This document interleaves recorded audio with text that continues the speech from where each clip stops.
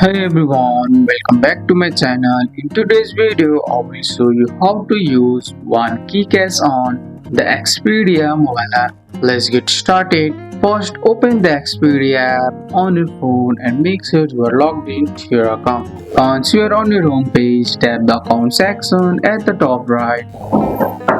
Then tap on one key reward or reward. Tap on that. Here you will see your OneKeyCash balance at the top. Now go back to the home screen. Search a hotel, flight or package. Pick your dates, choose your allocation and tap on an option you like.